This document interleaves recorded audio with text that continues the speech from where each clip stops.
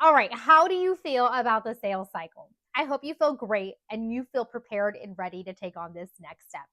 Before I do, let's talk about some common mistakes that hotel salespeople do. And I've been guilty to doing this.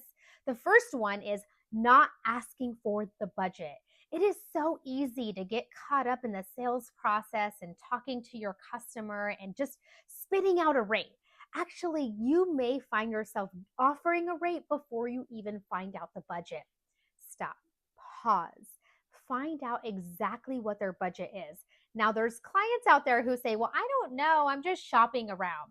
So I like to throw out an astronomical rate, right? As an example, if they don't know, I can say, well, is $300 per night too high for you?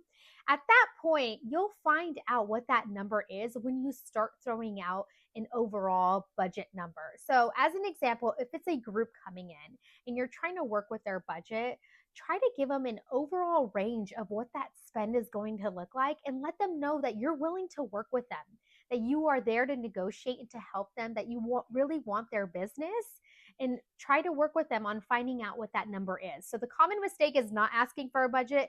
It's so important that you do. When you are working with local negotiated accounts or these corporate accounts, it's also important that you know what their spend is in other hotels or the comp set and ask them that question. Hey, what is your rate range that you're paying at other places? I want to make sure that my rate is aligned to what you are already receiving, if not better. What does that look like for you? So ask those customers those questions so that way you make sure that you offer a competitive rate and also secure that business. Another common mistake is not asking the customer if they're flexible with their dates. This is really big in the group space. I know at times I've always forgotten to ask if there was flexibility. And normally, what I would do is I'd assume that they didn't have flexibility. And then I would say, I'm sorry, we don't have availability. What that does is that makes your customer look elsewhere. Try to find out if they're flexible and get creative. Also, if you know that there are soft dates throughout the year at your hotel, dates where you actually need business because your occupancy is running low, what you want to do is throw out a number to them. Say, hey, if you book during this time frame, I can save you $10,000 or whatever that looks like. Show them what they can save if they choose an off peak, off season date for their group.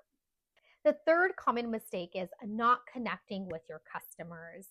I see this all the time where hoteliers just forget about their customers and they're not developing their distribution list. You want to make sure that you have your distribution list that is growing with your key account information. Your customers are in there, and ask them who would benefit from being on that distribution list and get them added, and make sure that you are engaging with them once a month at the minimum. What that could look like is a newsletter with updates, any trade shows that you're planning on attending, anything that is local going on in your area that maybe they would benefit from knowing, and making sure that you're constantly connecting with them.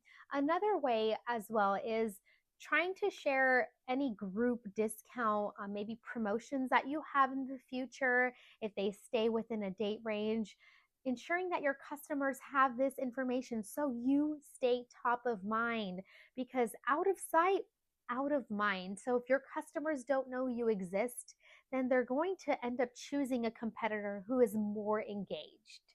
So again, just to recap, the three common mistakes are not asking for the budget. So remember, you want to ask for the budget. The second common mistake is not proposing any flexible dates and asking them if they're flexible by presenting maybe a cost saving solution. And the third one is not connecting with your clients enough. But I'm excited that I gave you these three common mistakes because I know that you're going to crush it. You are not going to make the mistakes. And if you do, it's okay. You can start over.